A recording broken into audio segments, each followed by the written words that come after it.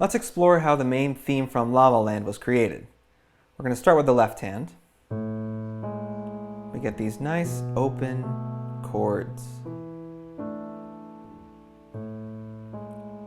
which really are actually the bottom and top notes of these fuller chords. Or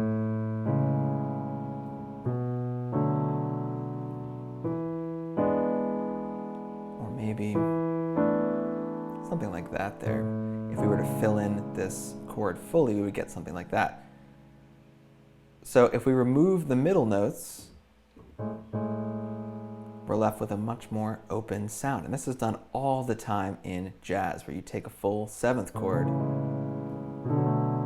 and you remove the middle two notes. And that leaves a lot more openness for the right hand to play around with different harmonies and different melodies and all kinds of stuff. So that's a great technique, especially in jazz. I'm not going to dive into the chord progression here, but let's just say this progression, this 2-5-1 progression, is the most common chord progression in all of jazz. So it's a really good one to learn, and that is what Justin Hurwitz chose to use for this section of the song. Now on the right hand, we have two melodic themes. This entire song is really just two very short, very simple melodic themes. And this is actually what we want themes to be. We want them to be very short. We want them to be very simple so that they're catchy, that they're memorable, that they're singable, that they can get stuck in our heads.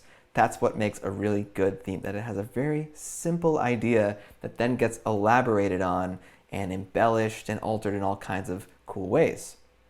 So here's the first theme. It starts on the very first measure. That's it. Very simple, right? Now, if we want to take this shape to some new places, what we could do is, let's just start with the block shape. So I'm not going to arpeggiate. I'm just going to play all at once so it's easier to see. And we're going to take this shape and move it all the way up the key. So I moved each note. Let's do that one more time. Here's the original shape. We're moving it up one step at a time. Each finger or each voice of the chord is moving up one step at a time within this key. And this is a great way to come up with some new possibilities for a melodic theme. Just move the shape of it throughout a key. We're going back down now.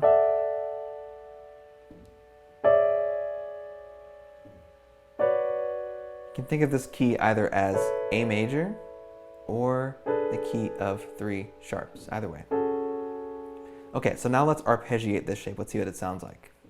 And I'm going to do it over the left hand part. Starting higher now.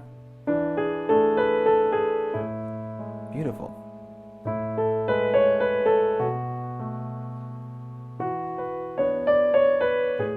It seems to work in all these places. Great.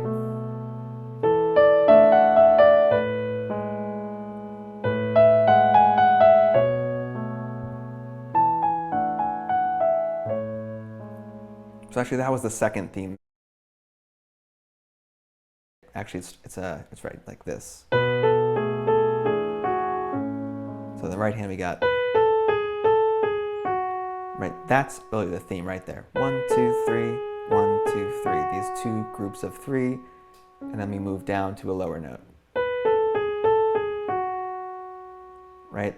Very simple theme, but we can use this theme to create an entirely new section. And that's actually what happens in this theme. In our B section, we get this, right?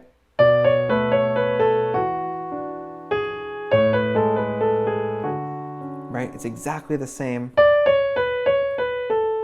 theme, but we've moved it up. 1, 2, 3, 1, 2, 3. Right? And then move to a lower note. Then same thing again. 1, 2, 3, 1, 2, 3, 1. Right? So we can take a very simple theme and move it all around the key to create new possibilities. So let's try it now with this second theme. Let's move it all throughout the key. And let's start in its original place. And let's move it up now.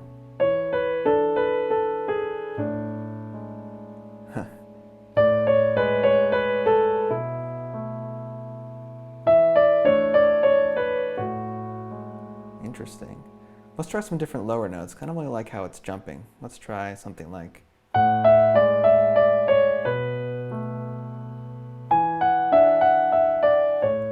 Nice. I like that a lot.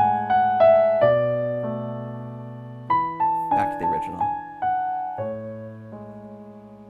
Right, so this is a great way to take a theme, actually these two different themes, and move it all throughout a key. And that way we can really master it and come up with all kinds of new variations to create new music, starting from a very simple seed of an idea, a very simple theme just like this. Okay, so let's put it all together. The left hand, we're going to play around with all the different sevenths. So remember this interval here? We took a full seventh chord and we removed the middle two notes. Let's quickly just take this shape, this interval of the seventh, and move it all up and down our key. These are great left hand voicings, especially in this jazzy style. So we can move pretty much freely between these. Use your ear to guide you. In the right hand, we're going to use the two main themes of this song. Really focus in on those two themes, and the goal is not to come up with all kinds of crazy material, but rather just to keep coming up with new ways to play these themes, alter them, embellish them, change the rhythm, reverse it, do it backwards. I mean, there's so many ways that we can take these themes, and the idea is to push our creativity, to grow our creative muscles by constantly pushing them to recreate and recycle these themes. So it might sound something like this.